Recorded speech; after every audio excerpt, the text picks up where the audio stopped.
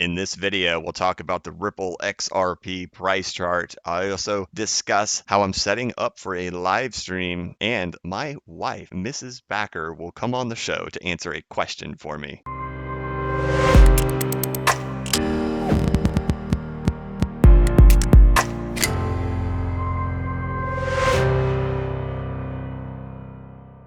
Hey, what's going on, everybody? This is the Blockchain Backer bringing you today's cryptocurrency news and analysis. And today I've got the XRP chart right here in front of me, but I've been working on some other stuff today and pretty much trying to get ready to do a live stream, trying to figure out how to navigate YouTube's live stream software and plug it into my software and all that stuff. And it's just, I'm already imagining how that first live stream is going to go, and it's probably going to be a train wreck. So I recommend everybody tune into that whenever it happens. I think YouTube will send out like a push notification if you're subscribed. So keep an eye on that. I'm pretty much just kind of waiting until we have, some heavy movement on the chart because I don't know what it's like to have to talk for, 30 minutes straight nonstop and just kind of going at the whim. When you're recording a video, you kind of have the luxury of being able to pause and stop, and then you can edit out like big gaps of silence when you create a recording. But on a live stream, it just keeps going and going and going. So I'm getting kind of ready for that, preparing for that, and all the software installed and private keys and all that different hoopla. But okay, enough of that. I'm taking a look over here at the XRP chart, and I've just been like, okay, so it's Saturday morning. We're getting a little bit of green on the board, and whether or not this is anything of any substance or if this is just nothing. But when we go back and look, if you watch yesterday's video that I did on the XRP price chart, and we really looked at the anatomy of this fractal and this fractal, and we decided to take a look at it with using the Fibonacci retracements. So we think that we're likely in here somewhere, right? And I'm sure everybody's heard that before, and okay, 100 people have called it for that fact that we're right there in that moment, but we really did break it down into Fibonacci's to show that it likely is in here. Now, whether or not it's going to actually get down and make a new low, let me zoom in here. So whether or not it's actually going to break down and make a new low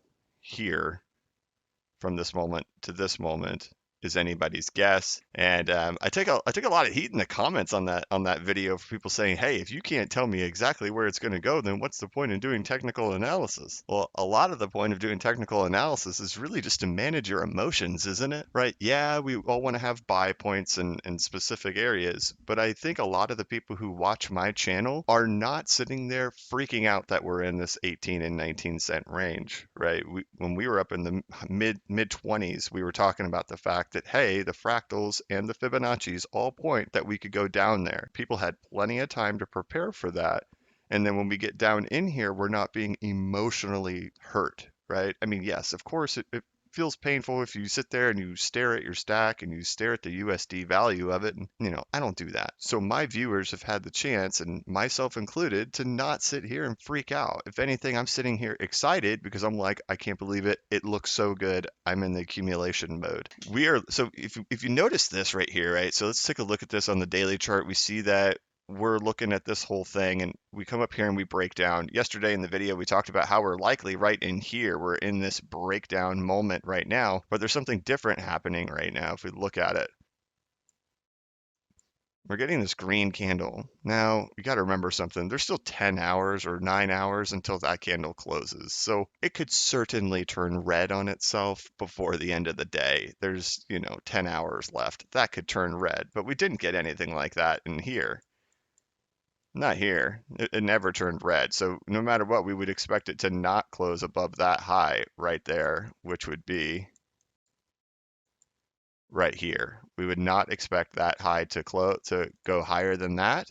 If it went higher than that, that would be very interesting. So we would expect it not to go above there. We'd expect it to go there and then out. And then, like I always say, and I take heat for it in the comments, I can't guarantee it. We'll see what happens, right? We can only do our best assessment of the chart of what we see, right? So that's what I'm seeing, and that's what I'm anticipating occurring soon. So this is a Saturday kind of update, and I just wanted to let you guys know that I'm preparing to do some live streams soon. And a lot of times I know that people ask me to cover different coins, right? And I want to explain to you why I haven't. Right. I get people asking in the comments section, hey, can you cover Bitcoin Cash? Can you cover Cardano? Can you cover Tron? Can you cover all this different stuff? And there's a reason why I don't really do any of that other stuff, and I really just focus on XRP and Bitcoin. And that's because I just don't feel comfortable buying any of that other stuff right now. So if I'm not comfortable with it and I'm not like full on board, super believing in that, then I just don't feel comfortable, showing it to my whole audience and like creating, like, let's say I create a chart, right? And at the end of this charting, I assume that, hey, this actually does look pretty bullish. This looks pretty good. And it's just for some coin, right? And then a group of my audience, several of people in my audience decide that they want to go buy it because I said it looked bullish. But in the back, I don't really, know enough about it, and I don't really know the fundamentals of it all to really believe in it. So I don't know if there's actually any like really strong stuff going on behind the scenes for the project. Yet I just told the audience that the chart looks bullish. And then they go out and they chase it. And then, and I've talked about this in my other videos. The coins that I think I feel safe being in are the ones that anybody can understand. And I think that's going to be really important moving forward. We have 3,000 different cryptocurrencies, over 3,000. Most of them, most people don't understand. They don't understand the use case. The use case of the actual cryptocurrency has to be so clear. I'm talking that just grandma in 2 minutes can completely understand it and buy into it.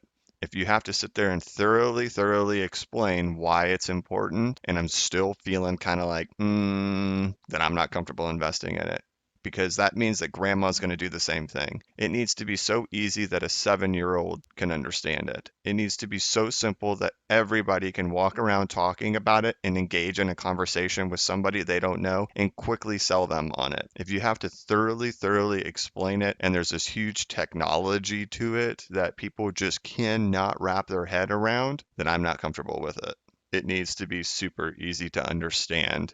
Because let me tell you this, my wife has zero interest in cryptocurrency. Absolutely zero. She could not care any less than she does right now. And she understands what XRP is because I can explain it to her super simple because she knows what I do for a living. She's like, oh man, that would be so cool if you didn't have to do that anymore. Sending wire transfers, and they're slow and they cost a lot of money, and then they would be really fast and they would be cheap. She understands that. That's really easy for her to wrap her head around. Bitcoin is still kind of complicated for her to wrap her head around under what it actually is, and why it's worth anything, or what people are going to use it for. My wife is a very smart woman, and if she has a really hard time understanding something, then it sends off red flags for me, because if somebody smart can't understand it, then how is somebody who's just going to invest in something blindly on FOMO going to invest if they do just like the minimum, right? If they're just looking for something to click in their head really fast, that concerns me. Here's what I'm going to do. I'm going to see how this goes. I'm going to ask her to come talk into this microphone and tell me what Bitcoin is. That's right, Mrs. Backer. Let's see how much about Bitcoin she knows. Mrs. Backer, what is Bitcoin? I can't tell you. Give me your best understanding of what Bitcoin is, just like the basic understanding that you have about They're graphs that you look at all day, every day. it. Okay. But when somebody talks about Bitcoin to you, what, what do you think they're talking about? I have no idea. I have no idea. Another form of currency, I guess. Okay. Yeah. That's it? Yeah. Okay. Thank you very much. Man, she didn't want to do that, but man, I thank her so much for being my example in this. So she's a very smart woman, and this is not to show my wife is just like some dummy or something. She's very smart, and it just shows that if smart people don't even understand what Bitcoin is, how do we expect them to understand a lot of the other 3,000 cryptocurrencies that exist out there? I'm not talking bad about Bitcoin because I do like Bitcoin and I own Bitcoin. But as for all the other things, they're really, really complicated. And they're even hard for me to understand. And there's no way that my wife would understand it. And I want to be investing in things that are super easy for everybody to understand, not just people who have an understanding of, coding and technology and how data stacks on itself and, how secure certain things are. Because you can tell me something is secure, but if I don't have a fundamental, deep understanding of how that technology works, it doesn't mean anything different to me than the banks telling me that my money is secure. You telling me it's secure because it's got specific coding in it is supposed to sell me on it that it's more secure than the banks or more secure than whatever. It's for the common person that just doesn't register with them and they don't have interest in hearing about that. What they want to hear about is super easy stuff to understand, right? And so when I'm investing in 2020, those are the things that I'm focusing on is that when the herd comes back, what are they going to be going after? They're going to be going after the things that they can easily understand. So that's going to wrap up this quick little update video for you guys. Thank you so much for watching. Please like this video and subscribe to my channel. As always, this is not investment advice and I am not a financial advisor. But if you ever need a pick me up or a little bit of reassurance, just remember that the blockchain backers got your back. Have a good one.